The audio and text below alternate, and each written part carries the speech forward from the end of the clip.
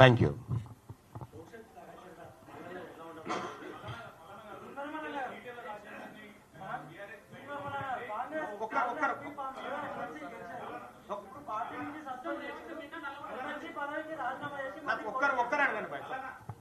దయచేసి ఒక్కరు అడగండి, నేను 100 ప్రశ్నలకైనా సమాధానం చెప్తా.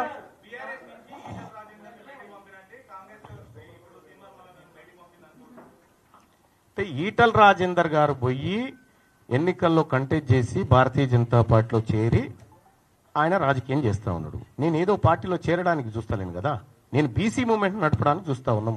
మేము బీసీ ప్రజలను చైతన్యవంతం చేసేటువంటి కార్యక్రమంలో ఉన్నాం. దానికి దీనికి ఎలాంటి పోలిక లేదు. యుద్ధం మా శరీరాల మీదనే, మాలో దాగిన బానిసలు ఉన్నారు కదా, మా శరీరాల్లో వాళ్ళని బయటికి తీయడం కోసం యుద్ధం చేస్తాం.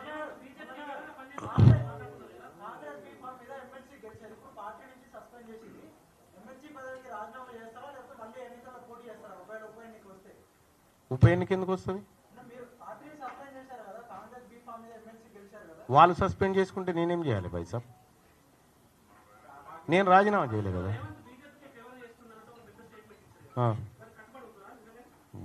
బరాబర్ కట్టుబడి ఉంటాం. ఇప్పుడు ఒక విషయం చెప్తా ఉన్నా భాయ్ సాబ్, ఇదే మహబూబ్ నగర్ పార్లమెంటు సెగ్మెంట్ పరిధిలో అసెంబ్లీ ఎన్నికల నాడు, అసెంబ్లీ ఎన్నికలు ఎప్పుడైతే జరిగినాయో అసెంబ్లీ ఎన్నికల్లో భారతీయ జనతా పార్టీకి 7 సెగ్మెంట్లలో కలిపి 1,14,000 ఓట్లు వచ్చినాయి. పార్లమెంట్ ఎన్నికల నాటికి 6,05,800 ఓట్లు వచ్చినాయి. అంటే 5 లక్షల ఓట్లు 6 నెలల్లో భారతీయ జనతా పార్టీకి పెరగడం జరిగింది. సేమ్ మల్కాజ్గిరి సెగ్మెంట్ పరిస్థితి అదే. కాబట్టి పరోక్షంగా పట్నం ఫ్యామిలీని తీసుకొచ్చి పరిచయం లేని మల్కాజ్గిరిలో నిలబెట్టడం దేనికి? నువ్వు ఏం చేయాలనుకుంటున్నావు? తద్వారా కాంగ్రెస్ పార్టీ కార్యకర్తలు లేరా? కాంగ్రెస్ పార్టీ కోసం మొత్తం జీవితాలను త్యాగం చేసినటువంటి బిడ్డలు అనేక మంది ఉన్నారు కదా, వాళ్ళని ఎందుకు పెట్టలేకపోయినావు? వాళ్ళ చేవేళ్ళ అటు క్లియర్ అయిపోయింది, మల్కాజ్గిరి ఇటు క్లియర్ అయిపోయింది, మహబూబ్ నగర్ అటు క్లియర్ అయిపోయింది. ఒక విషయం చెప్తా ఉన్నా, కాంగ్రెస్ పార్టీ మేము ఇప్పటికి నమ్ముతా ఉన్నాం. రాహుల్ గాంధీ గారు కులగణన దేశవ్యాప్తంగా చేస్తా అంటున్నాడు, దాన్ని నమ్ముతున్నాం మేము. కాంగ్రెస్ పార్టీ ఏ విధానంలో తప్పేం లేదు, ఆయన చెప్పింది కరెక్టే, కానీ ఇంప్లిమెంట్ చేయాల్సినటువంటి గవర్నమెంట్ మిస్లీడ్ చేసింది ఆయనని.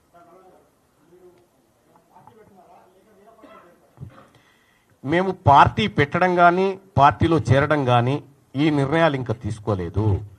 మా మేధావి వర్గం అంతా, బీసీ మేధావి వర్గం అంతా కూర్చొని ఫస్ట్ ఈ ప్రజలకు ఏం కావాలనేటువంటి నిర్ణయాలు తీసుకుంటాం. అందులో మా పాత్ర ఎలా ఉండాలని మా మేధావి వర్గం డిసైడ్ చేస్తూ దాన్ని బట్టి ముందు.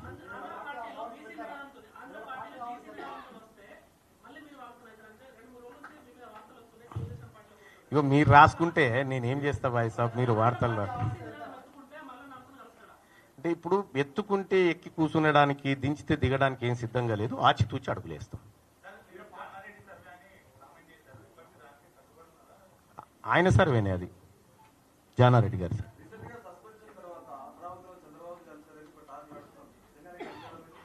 అనుకోరా, తప్పేమున్నది అట్లా.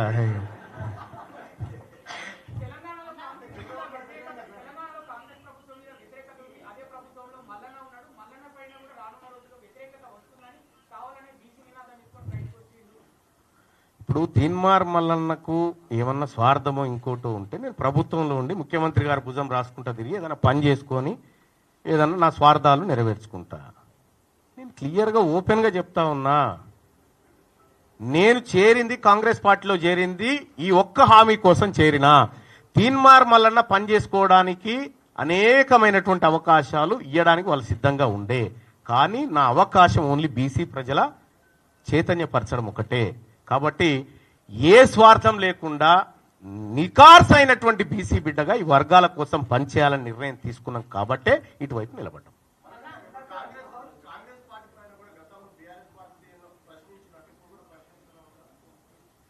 ఇప్పుడు ఒకటేం చెప్తా ఉన్నా, నేను ఒకరోజు ఒక ఛానల్లో పనిచేసినప్పుడు ఆ ఛానల్ కింద కొంతమంది వచ్చి ధర్నా చేస్తున్నారు. తీన్మార్ మల్లన్నను అరెస్ట్ చేయాలి, తీన్మార్ మల్లన్న మీద కేసు పెట్టాలని ధర్నా చేస్తుంటే ఆ వార్త ఎవడేయకపోతే మళ్ళీ నేనే తీసుకుపోయి వేసిన.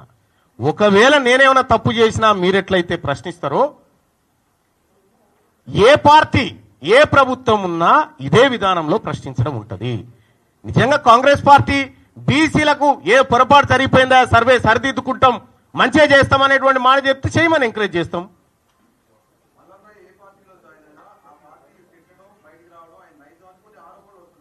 మీరు అనుకుంటే నేనేం చేయాలి మరి?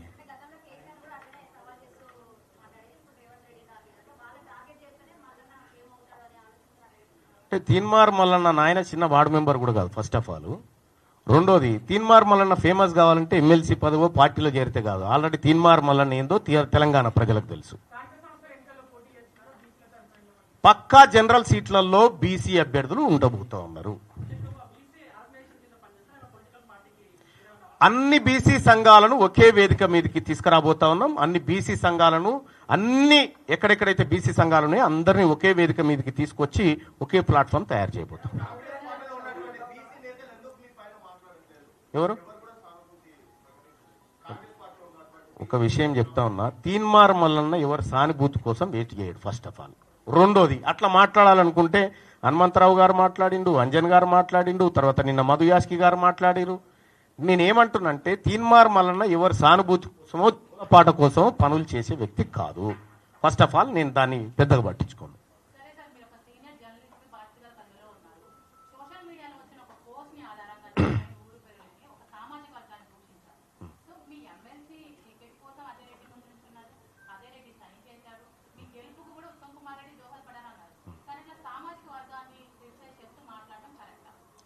ఒకటమ్మా, మీరు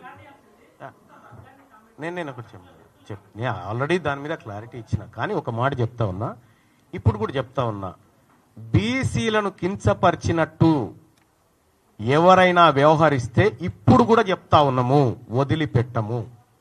సేమ్ టైం మేము ఎవరిని అగౌరవపరచము.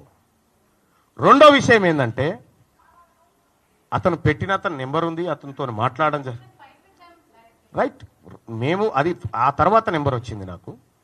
రెండో విషయం ఏంటంటే, బీసీలందరినీ మాట్లాడినటువంటి సందర్భంలో మేము మాట్లాడడం జరిగింది. మేము మాట్లాడింది కరెక్టే అని మీరు అనుకుంటే మేము దాన్ని వ్యతిరేకిస్తాం. ఎందుకు రాజీనామా బాస? నేను మాట్లాడాల్సింది చాలా ఉంది ఇక మండల్లో.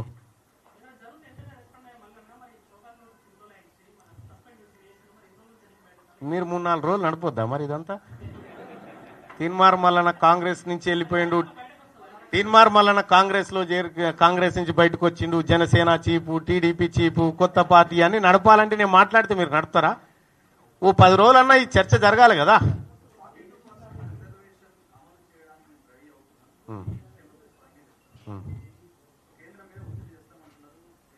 ఒత్తిడి ఏం లేదు, ఎందుకంటే ఇప్పుడు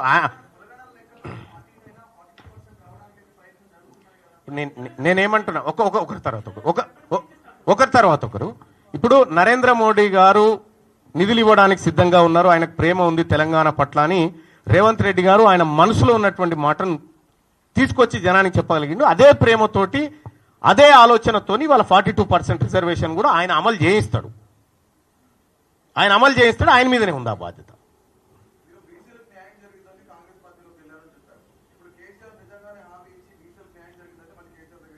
ఒక విషయం చెప్తా ఉన్నా, మాదే ఉయ్యాలనా ఈయన దాని తాడికి ఆయన దాన్ని తీడు కురికేయడానికి? మేము క్లియర్గా చెప్తా ఉన్నాం, మేము ఎవరిని మా భుజాల మీద ఎక్కించి తింపుకోవడానికి సిద్ధంగా లేము.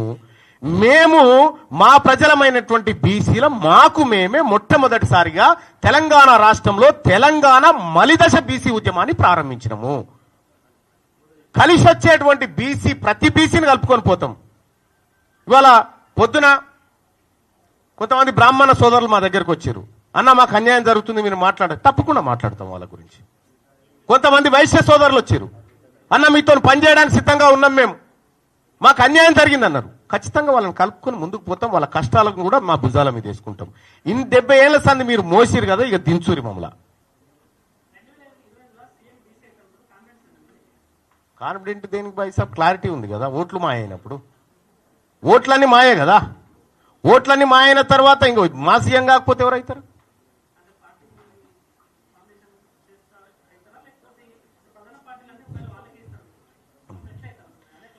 బీసీల కోసం ఒక వేదిక రావాల్సిందే. అది అప్రాప్రియేట్ టైంలో ఖచ్చితంగా ఈ వర్గాల నుంచి వస్తుంది.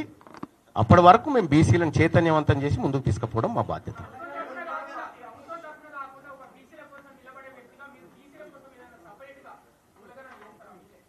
మేము ఆల్రెడీ ఒక 6-7 గ్రామాలలో శాంపిల్ సర్వే చేస్తూ ఉన్నాం.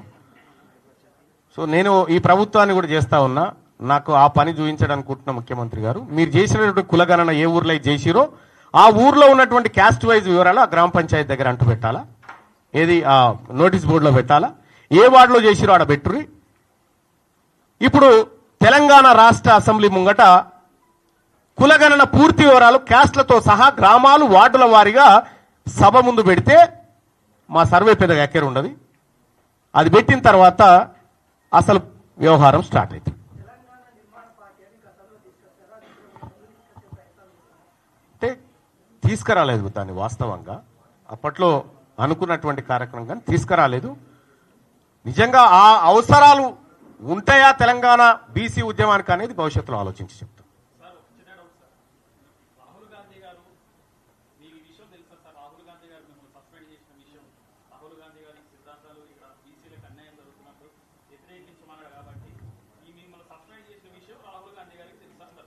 అంటే విషయం ఏంటంటే రాహుల్ గాంధీ గారికి తెలుసా, రాహుల్ గాంధీ గారికి తెలవందే రీసర్వే జరగలేదని నేను అనుకుంటా ఉన్నా. ఇక్కడ రీసర్వే జరగడానికి మేము ఇచ్చినటువంటి నివేదిక, నేను పోయి చర్చించినటువంటి అంశాలు ప్రధానంగా కొంత కారణమైనవి. ఒక సాహిత్యకమైనటువంటి డాటాతో పోయి ఇది జరిగిన విషయం అని చెప్పిన తర్వాత రీసర్వేకు ఏదో ఆదేశించిన తర్వాత కొద్దిమంది ఇంటలెక్చువల్తోని రాహుల్ గాంధీ గారే స్వయంగా ఇక్కడ కమిటీ వేసుకున్నాడు ఇక్కడ జరిగిన వ్యవహారం పైన.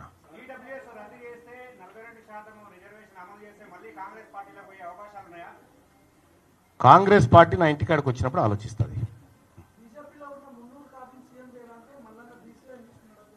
మాకేం పని లేదా భాయ్ సాబ్, మేము బీసీలం. ఫస్ట్ మేము పార్టీలను భుజాలకు ఎత్తుకోవడానికి సిద్ధంగా లేము. మా ప్రజల కష్టాలను ఎత్తుకోవడానికి పోతా ఉన్నాము. మా ప్రజలను వాళ్ళకున్నటువంటి ఏవైతే హక్కులునే వాటిని కాపాడడానికి పోతా ఉన్నాము. BJP Bharatiya Janata party BC సీఎంని చేస్తా అంటే మేము ఎందుకు వద్దంటాం? కాంగ్రెస్ పార్టీ రేవంత్ రెడ్డి గారు దిగి రేపు పొద్దుగాల బీసీని పెడతామంటే మేము ఎందుకు వద్దంటాం భాయ్ సాబ్?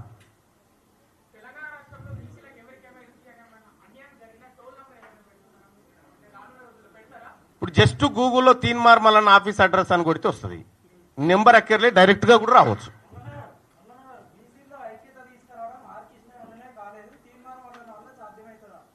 ఇప్పుడు నేను ఒకటి ఏం చెప్తా ఉన్నా, తీన్మార్ మల్లన్న వల్ల ఏం సాధ్యమవుతుంది ఏం కథ అనేది ఇవాళ సమాజం చూస్తూ ఉంది. ఆర్ కృష్ణయ్య గారు సరే ఆయన స్థాయిలో ఆయన ప్రయత్నాలు చేసుకుంటూ వచ్చిండు. ఈ బీసీ పిల్లలకు స్కాలర్షిప్లు కావాలని, బీసీ పిల్లలకు రియంబర్స్మెంట్లు కావాలని ఆయన ప్రయత్నాలు ఆయన చేసుకుంటూ వచ్చిండు. కానీ రాజకీయపరమైనటువంటి యుద్ధాన్ని ఆర్ కృష్ణన్న కొంత ఆయనకున్నటువంటి స్థాయిలో చేయలేకపోయిండు. అది అన్నకు కూడా కొంత లోటు ఉంది. ఆ లోటుని మేమందరం కూడా ఖచ్చితంగా భర్తీ చేస్తాం. ఇవాళ బీసీలలో వచ్చినటువంటి చైతన్యమే, బీసీలలో వచ్చినటువంటి మార్పే ఇవాళ ఎమ్మెల్సీ ఎన్నికల ఫలితాలు మన కళ్ళ ముంగడ కనిపిస్తా ఉన్నాయి.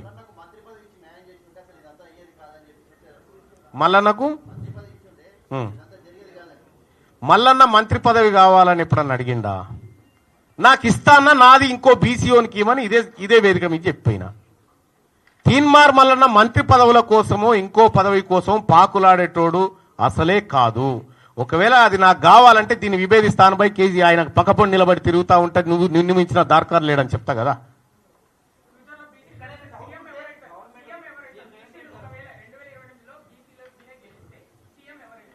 బీసీలు అవుతారు.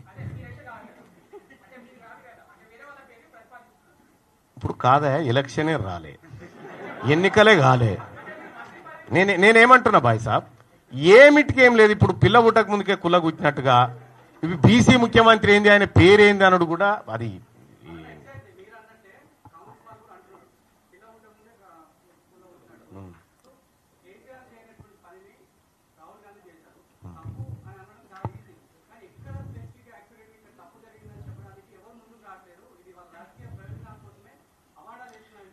నేను ఈ వేదిక మీద చెప్తా ఉన్నా, అడ్రస్ ప్లేస్ చెప్పురు, నేనే వస్తా, అది తప్పని నిరూపిస్తా.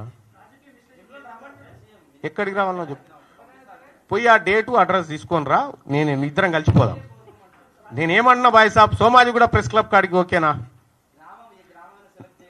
నేనేమంటున్నా, గ్రామం కాదు, గ్రామం దాకొద్దు, సెక్రటేరియట్కు 200 మీటర్ల దూరంలో ఉంది, ఇది ఓకేనా?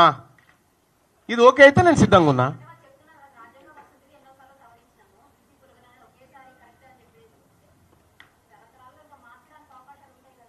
అంటే ఇప్పుడు నేనేమంటున్నా, తెలంగాణ రాష్ట్రంలో తప్పిపోయిన బీసీ జనాభా సమాధులు ఎక్కడున్నాయని అడిగిన నేను. ఓ 30 లక్షల మంది బీసీల జనాభా కనిపించకుండా పోయింది, అలా సమాధులన్నీరి వాళ్ళ డెత్ సర్టిఫికేట్లను చూపిరి.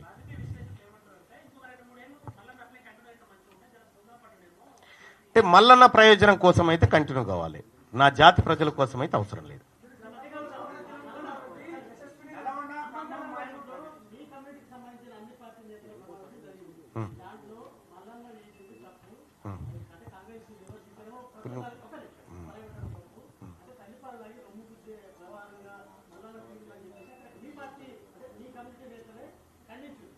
ఎవరైనా ఖండించిన ఆయన పేరు చెప్పు. అంతర్గతంగా జరిగితే నీకెట తెలిసింది బాయ్ సాబ్? ఆడ ఏం జరిగిందో నాకు తెలుస్తుంది కదా. ఇప్పుడు అది రహస్యమే అయిన తర్వాత నీకు తెలియదా? రహస్యం అంటే ఎవరికి తెలియని రహస్యం, నీకు తెలిస్తే అది ఓపెన్ అవుతుంది కదా. నేనేమంటున్నా, అంత విషయం ఏంటంటే దానికి నాకు కూడా పిలుపు ఉండే, నేను కూడా పోవాల్సిండే. నేను చెంచల్గూడ జైల్లో మా బీసీ అధికారులను ఏసీబీలకు పట్టిస్తున్నటువంటి సందర్భంలో వాళ్లకు ఆత్మస్థైర్యం చెప్పడం కోసం నేను ఆ కార్యక్రమానికి పోయినా. పిలవలేదనేది అబద్ధం. అది మేమందరం కూర్చొని మాట్లాడుకొని వాళ్ళు ఏం మాట్లాడుతుంది కూడా నాకు చెప్పి, అన్న ఇది అనుకుంటున్నామని చెప్పారు.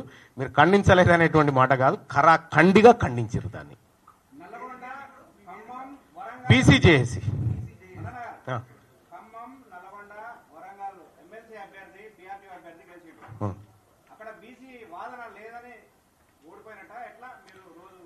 అంటే బీసీ వాదం మీద ఇద్దరు అభ్యర్థులు నిలబడ్డారు. ఒకరు పూల రవీందర్ గారు, ఇంకొకరు సుందర్రాజ్ యాదవ్ గారు నిలబడ్డారు. వీళ్ళిద్దరు కలిసి 5200 ఓట్లు సంపాదించారు. 5200 ఓట్లు వచ్చినటువంటి వ్యక్తి ఎవరైతే ఉన్నారో ఈ బీసీ అభ్యర్థులు వీళ్ళ కిందనే భారతీయ జనతా పార్టీ అభ్యర్థులు కానీ, వీళ్ళ కిందనే కోదండరాం లాంటి వాళ్ళు బలపరిచినటువంటి అభ్యర్థులు కానీ, కాంగ్రెస్ అభ్యర్థులు కానీ వీళ్ళ కింద ఉన్నారు. అంటే 0 నుంచి 5200 ఓట్లు సంపాదించిన బీసీ వాదం 45-50 సంవత్సరాల పిఆర్టీయుకు బీసీ వాదానికి ఉన్న గ్యాప్ 800 ఓట్లు. మరిది బీసీలకు, బీసీ టీచర్లను 25% మంది బీసీ టీచర్లను మేము బీసీ వాదం వైపు మళ్లించగలిగిన ఒక దెబ్బకు. ఇంకా వాదం గురించి మాట్లాడేక్కడిది, ఇంకా బరాబర్ వాదం నిలబడ్డదాడ.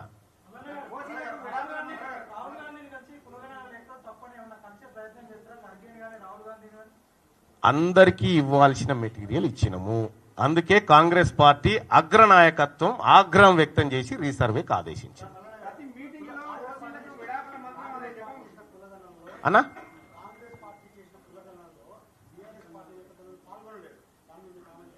నేనేమంటా ఉన్నా, నిజంగా కులగణంలో మీరు పాల్గొనాలి అని ఒక రాష్ట్ర ప్రభుత్వం కనుక పకడ్బందీగా చేసినంటే, ఇప్పుడు హరీష్ రావు, కేటీఆర్, కేసీఆర్ ఈ ముగ్గురు పాల్గొనలే. వీళ్ళింట్లో వీళ్ళు 4, వాళ్ళు 4, వాళ్ళు 4, ఈ 8 మంది పక్కింటి కాడ కూర్చొని కూడా రాసుకురావచ్చు. అది చిత్తశుద్ధి ఉంటే. చిత్తశుద్ధి ఉంటే పక్కింటి ఆయన కాడ కూర్చొని వీళ్ళు ఏమిటోళ్ళయా, వీళ్ళు వెలమోళ్ళ, ఎంతమంది పిల్లలు అని చెప్తారు. నీకు చిత్తశుద్ధి లేక, మీరు సర్వే చక్కగా చేయక, ముఖం బాగలేక అద్దం బలగొట్టుకొని ఇలా హరీష్ రావు, కేసీఆర్, కేటీఆర్ పాల్గొనలే. ఓకే, వాళ్ళు ఎవరో తెలియదా ఈ ప్రపంచానికి?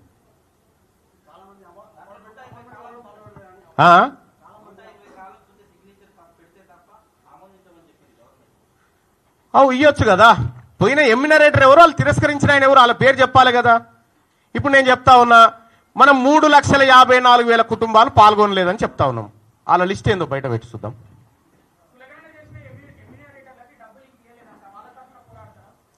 ఎందుకు పోరాడం భయ్? ఇప్పుడు ఎస్ఎల్బీసీ కట్టుకున్నాం, ఎస్ఎల్బీసీ తవ్వుతా ఉన్నాం, కూలిపోయింది, కూలి పైసలు అయితే ఇవ్వాలిగా. సమగ్ర కుటుంబ సర్వే ఏదైతే చేసినామో అది కూడా అటర్ ఫ్లాప్ అయింది.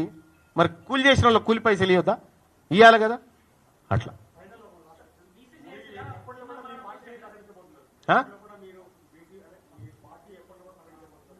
నేను పార్టీ అని చెప్పినా భాయ్ సాబ్.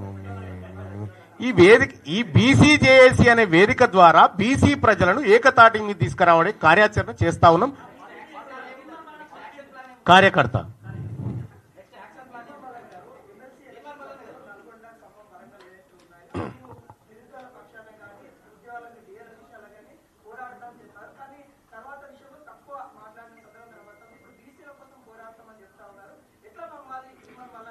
అంటే ఎక్కడ మాట్లాడమంటారు?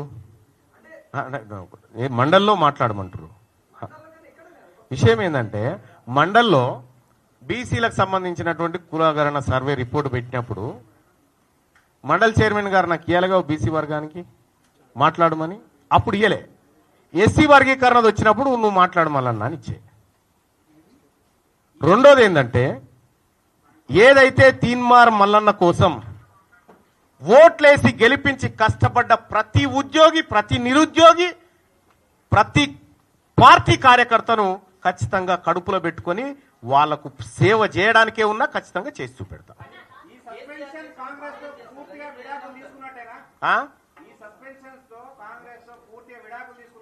పిల్లలకి వెళ్ళిపోతే నేనేం చేయాలి?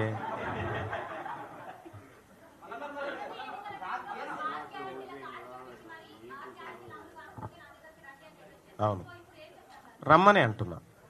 నా దగ్గరికి రండి, 6 గ్యారంటీలు అమలు కాకపోతే.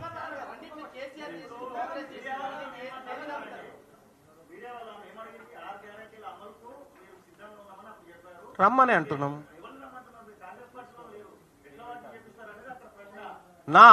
నా ఆఫీసు ఓపెన్ చేసి ఉంది. దాన్ని ఓవర్ యాక్షన్ చేయకు కానీ జరాలు అది బంద్ చేయి. అది తెలుస్తూనే ఉంది కానీ బంద్ చేయి తమ్మి, బంద్ చేయి. క్వశ్చన్ అడిగినా ఆమె, క్వశ్చన్ అడిగింది ఆమె, నీకే కాదయా. క్వశ్చన్ అడిగింది ఆమె. ఎవరు? నీ క్వశ్చన్ ఏందో అడుగు. నీ క్వశ్చన్ అడుగు బాయ్ సాబ్, నీ క్వశ్చన్ ఏందో అడుగు ఫస్ట్.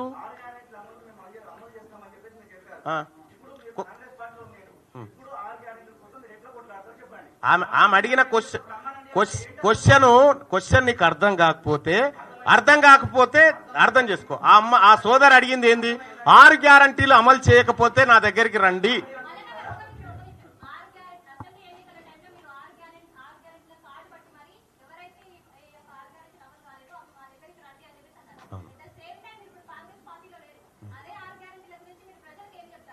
నా దగ్గర రండి, కొట్లాడడానికి సిద్ధంగా ఉన్నా. ప్రజలకి ప్రభుత్వంతో కొట్లాడతాం, హామీలు ఇచ్చిన వాళ్ళతోటి.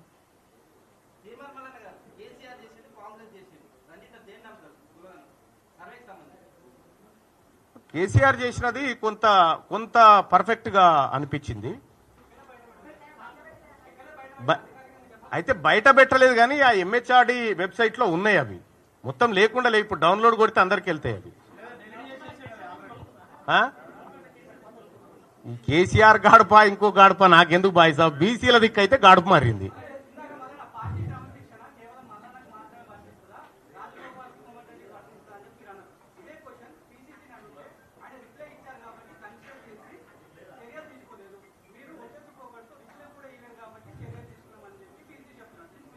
ఇప్పుడు నా దగ్గర వీడియో ఉంది.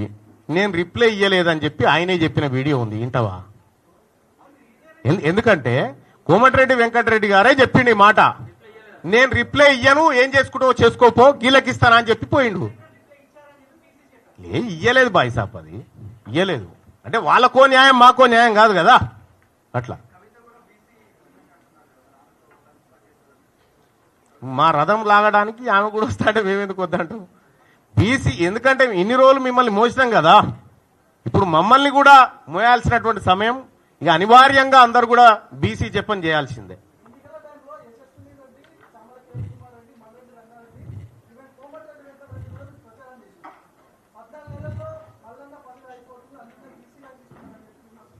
అంటే ఒకటి, ఆ రోజు వాస్తవానికి కాంగ్రెస్ పార్టీ అభ్యర్థులు గెలిస్తే, కేంద్రంలో కాంగ్రెస్ పార్టీ అధికారంలోకి వస్తే కులగణన జరుగుతుంది అనేటువంటి ఒక బలమైన ఆకాంక్ష మాలో ఉన్నమాట వాస్తవం. దానికోసం మేము చేయాల్సినటువంటి పనులన్నీ చేసినాం. వాళ్ళని గెలిపించుకోవడం అంటే రాహుల్ గాంధీ గారిని గెలిపించుకోవడం అని చెప్పినాం కూడా. సో కాబట్టి నేనేమంటున్నా, కాంగ్రెస్ పార్టీ అధికారంలోకి రావడానికి రాహుల్ గాంధీ గారిని ప్రధానమంత్రిని చేయాలనేటువంటి ఆకాంక్షతోటి చాలా వర్క్ చేసినాం. కానీ దురదృష్టవశాత్తు ఆయన ప్రధానమంత్రి కాలేకపోయాడు.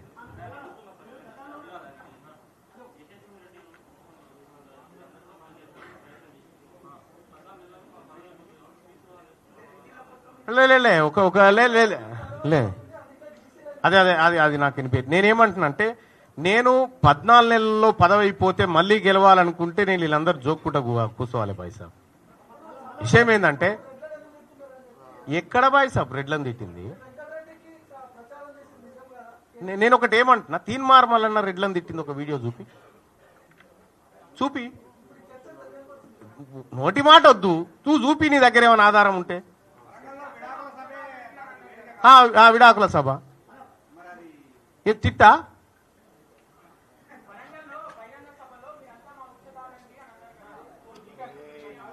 ఇప్పుడు మీ వాళ్ళని అడుగు, దానికి సమాధానం వాళ్ళు చెప్తారు. ఎందుకంటే వాళ్ళందరూ క్లారిటీ ఇచ్చిన నేను అన్నది పర్టికులర్ పర్సన్ అనేటువంటి విషయం వల్ల. ఎందుకంటే ఈ వర్గాలను అవమానించినటువంటి వ్యక్తిని అన్న తప్ప అందరినీ కాదు అనే మాట చెప్పినా అందులో ఆ పేరు కూడా వాళ్ళే. నువ్వే 10 మాట్లాడినావు బాయ్ సభలకి ఛాన్స్ పాపం.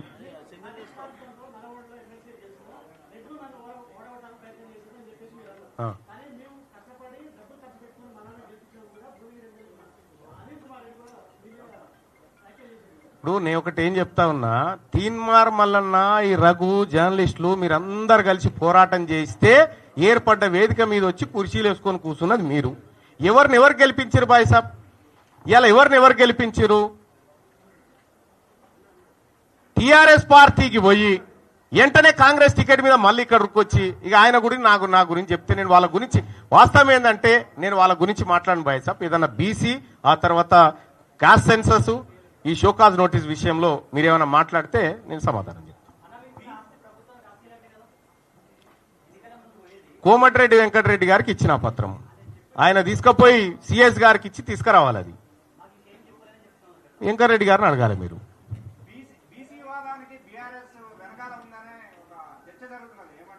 బీసీ వాదానికి లేదు, వాళ్ళు ఎందుకుంటారు?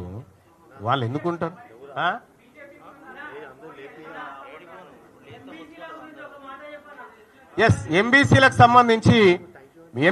సంబంధించి వాళ్ళ జనాభా ప్రకారం భవిష్యత్తులో వాళ్ళ వాటా అసెంబ్లీలో వాళ్ళకి దక్కాల్సిందే. రెండోది, ఎంబీసీలకు సపరేట్ బడ్జెట్ ద్వారా ఆ వెనుకబడిన వర్గాలను ముందుకు తీసుకురావడంలో ఖచ్చితంగా మా ప్రణాళికలు, మా ప్రయత్నాలు ఉంటాయి.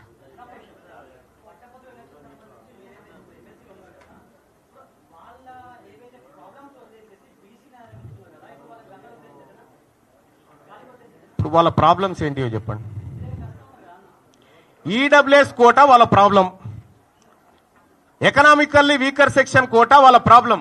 బీసీలకు దక్కాల్సినటువంటి 25,000 ఉద్యోగాలను ఈడబ్ల్యూఎస్ కోటా పేరుతో ఎత్తుకొని పోయారు. అది వాళ్ళ ప్రాబ్లం.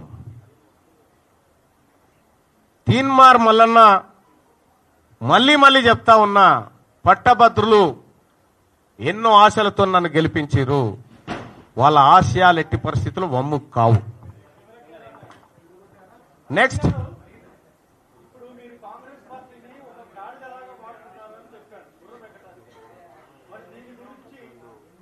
ఇప్పుడు కాదు బాయ్ సాబ్, కాంగ్రెస్ పార్టీని నువ్వు గాడిదని నాతో అనిపిస్తా అంటే ఎట్లా చెప్పాలి? ఇప్పుడు మీరే అంటారు. ఇప్పుడు నేను దాన్ని గాడిదనకపోతే గుర్రం అనకపోతే మీరే అంటారు. ఇప్పుడు మీరు కూడా నా లెక్కనే తయారైతే ఎట్లా?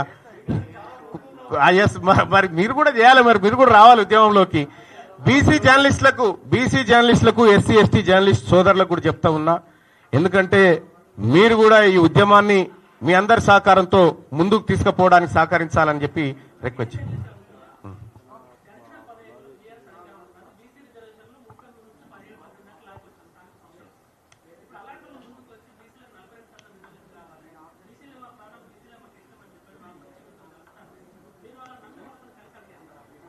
మేము ఎవరినో ఎత్తుకొని తిరగడానికి సిద్ధంగా లేమనేటువంటి మాట చెప్పినాము. మేము ప్రతిదీ ఆచితూచి మా వర్గాలకు ఏది మంచో అది తీసుకొని పోతాము. ఇవాళ 33% రిజర్వేషన్ 18-19% తీసుకొచ్చినటువంటి వ్యక్తులు మళ్ళీ 42 కావాలని ముందుకు వస్తాండి. నేనేం చెప్తా ఉన్నా, 42% ఎమ్మెల్యే సీట్లు ఇచ్చినాక మా దగ్గర రావాలా అన్ని పార్టీలకు. అది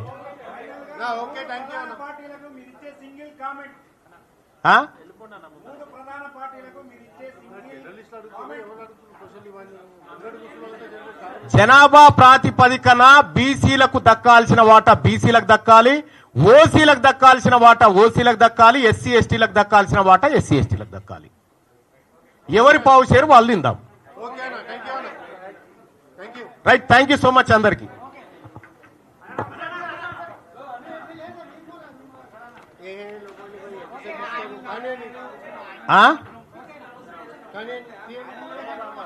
అన్ని చేస్తాం, అన్ని చేస్తాం.